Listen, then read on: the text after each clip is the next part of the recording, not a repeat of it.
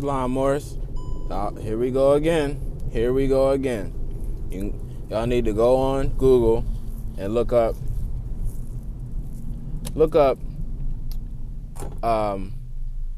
human beings common ancestor with Neanderthal, or human beings common ancestor with Neanderthal DNA. Basically, there's an article out now that's saying that everybody in the world has Neanderthal DNA. And it starts in West Africa. It's saying all the West African descendants. It was a certain time of history where those descendants had intermixed with a ghost DNA. Matter of fact, that's what y'all can look up. Go on Google and type in missing ghost DNA found. Missing ghost DNA found. Power. Got him. Ghost, nigga. Ghost ain't dead. They found the DNA. There you go. Y'all go all that ghost. Go look up the ghost DNA and see what is happening. Now all these people that then gave y'all DNA up to some, or gave your spit up to some corporation saying that they're DNA testers, and they say, yeah, you're West African. You just threw yourself into Neanderthalism. See, this is what happens. Science puts stuff out there that is not facts, and it doesn't have to do with anybody who's, like, that has a family line or anything, bloodline or anything, nationality.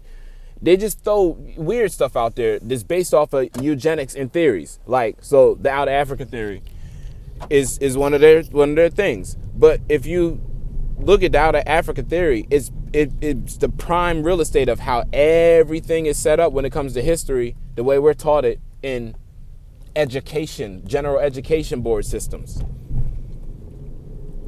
Like, so everybody in the world has to come from Africa. But they don't tell you that what they mean is that when the world was one, they referred to the world as one as Africa. That's what Europeans do. So when he's saying, yeah, everybody came from Africa, what he's saying is everybody came from a Mexim, aka everybody came from Pangea. Well, yeah, duh, that's the world. But when they try to say, oh no, that continent over there is the Africa, no, that wasn't Africa back what they're talking about. When did that place become Africa? We could just do that. When did that place become Africa, and what was it known as before that? You know about the history when it was called Libya, and the Libyans that were there were the Sibyls, or the mothers. There were priestesses and prophetesses, and everybody in the world were traveling to go see the mothers to figure out what to do, when to set up a business, how to plant gardening, how to heal people, where to get the shit to heal people, what you should be on, what's your life path. These women were the soothsayers and everything, and they are the ones who set up the whole institution of common business that we see today. It came from the women, and how everybody had to come to them as the commerce to get merchandise from the women. But the merchandise wasn't material. They were giving you knowledge. So now you know how to build your own business and go and sail on the seas, all that type of stuff. So, here it goes. Here we go again. Ghost DNA. So now, all these people that's saying that everybody that's over here that's dark skinned has West African in them. Well, we also got Neanderthal in it too then. Now, because y'all want to play with sciences that don't have nothing to do with y'all. It's not your science. You didn't make that up. You don't have nothing to do with that. The only thing that happened is that a couple of our people who were studied, they tried to wiggle ourselves out of that. But what did they end with? Let's go to John Henry Clark. John Henry Clark said it's about nationality. He said the minute you call somebody something and you don't tie them back to a family name or a land, you strip them away of everything that they have to recognize themselves as a person or a human being. You strip them away of their birthrights. So after he said that, nobody went to look at what would a nationality be for the people calling themselves black, because black ain't a nationality. This is the craziest part. The people now that think that they know what they talk about is the ones that still consider themselves black. They like, oh, I know nationality. I know we're Moors. But black people, but the Negroes, well, then if you know we're Moors and you know we're black, why do you keep talking like Jesse Jackson?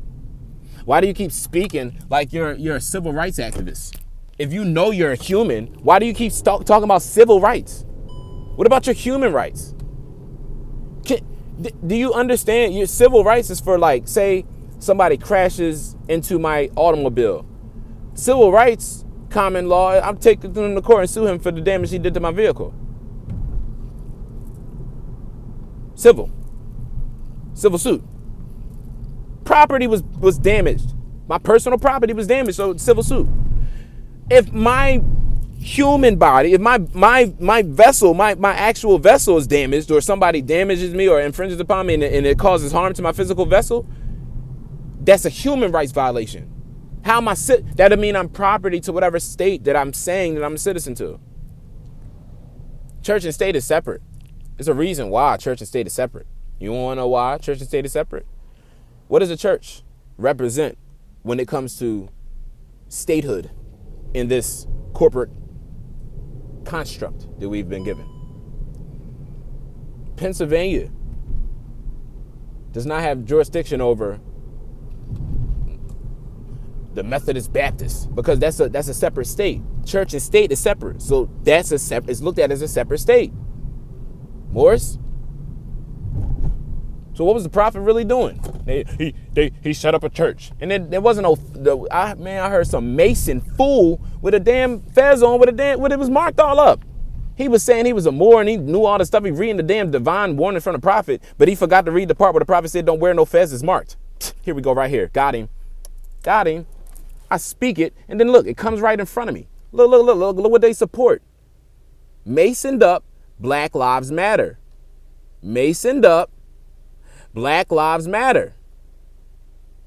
Sit and look at that, Moors. You see? Free and accepted. Prince Hall.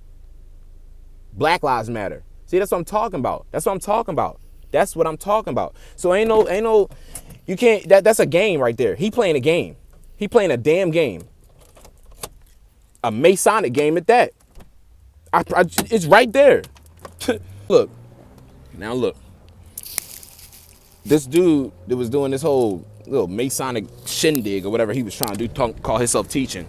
He had on an effed up fez. Can't teach in that. So anyway, he was teaching or whatever, and it was just very, very janky. He threw shots at RV Bay. And then he was talking about charging for nationality. And nationality is free. You don't need to do anything. You just need to learn it, know who you are, study. So these jerks, if you see anybody with a damn fez on and it's marked up and he's saying he a Moor, run.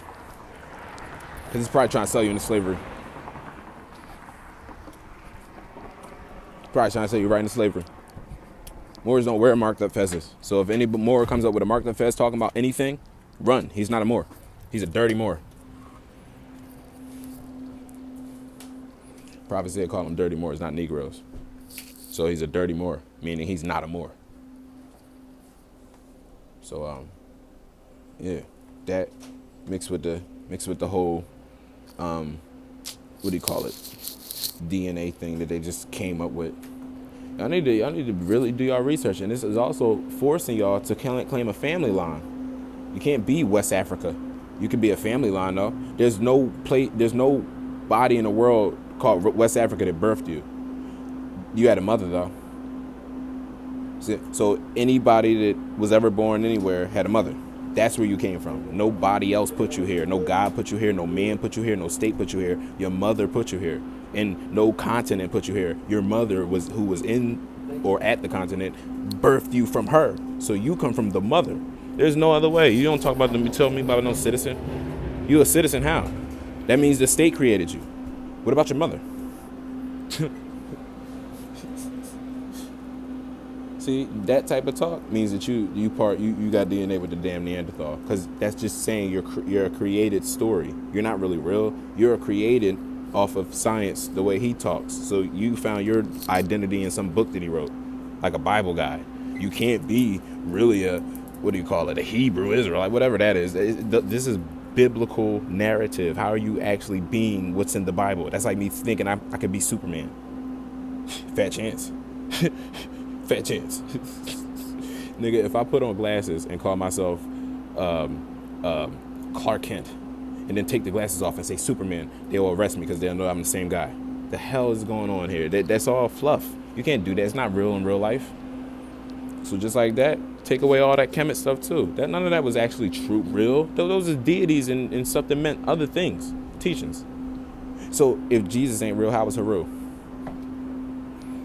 We gotta stop. We gotta get out of that, because if like we don't believe in Jesus, but now we talking about Haru, that just means we're Christian, just Egyptian Christians. Because it's always leaving the mother out. And then when they say, "Oh yeah, well I honor the mother," but they never go in on what it is about. What's the mother about? How do you like make that work?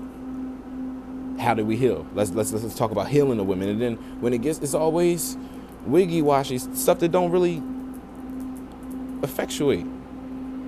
I was just talking to my mom about today. I want to do what do you call it? Aromatherapy with her, and then aroma ritual to key in the feeling she get off the sense. So like say you do the diffuser, get your mind right at the meditation. So say you just calm, got your mind, you in the ocean. Off that diffuser, you got lavender in the diffuser. Do that for about a couple weeks until it's in your mind where you can see that place you go to when you're doing the diffuser. Say you go into outside world and doing you out there in the outer world in exoteric land. You know what I mean? Say you get flustered and you run into a situation that's not offering you a favorable reply, and you start to feel yourself lower nature rise. You take out rolling oil of whatever scent that you were putting in the diffuser. This example, we were using lavender. So you take out your lavender, starts with L7. You take out your lavender and then you rub it on your hand, rub it together and smell it. And then see if that same feeling of when you were meditating with the diffuser doesn't kick back on to where you don't want to kill whoever you just were about to snap out about. So yeah, try that, Morris. Rituals, real things that we try. And alchemy, yeah, we really try alchemy. The most divine form of alchemy is having a baby. Don't let these people lie to you. Don't let these people lie to you. Ain't no Mason gonna tell you that compass means the woman and that square means the man, and then the G in the middle is the little baby born. He's not gonna tell you that, because he hates women. They all hate women. There's no other way to think about it. These people hate women. Compass is the woman, square is the man, G is the child. Because the child is really the guide of the family, the mother and father, because he's going to outlive them and then carry their legacy on you idiots. Talk about some Jesus Christ and all this stuff. Y'all don't believe in y'all children. You don't take care of y'all children, yo. You believe in everything. You got so smart, so metaphysically sound, but you don't take care of your children. I know people like that. I see people like that on YouTube, never with their children. I see the Ducateer, shout out to him. He always with his child, because when he's teaching you, you can hear him telling him, "Oh yeah, good job, man. Oh yeah, good job, man, good." And then he go back to teaching y'all. He's having his family while he's teaching you. What about these people that don't take care of your kid? You take care of your children, bro. That's a disgrace. That's a disgrace. You want to save a nation? You don't even take care of your children. Y'all hate women and don't take care of your children. Colonizers. Peace, Islam.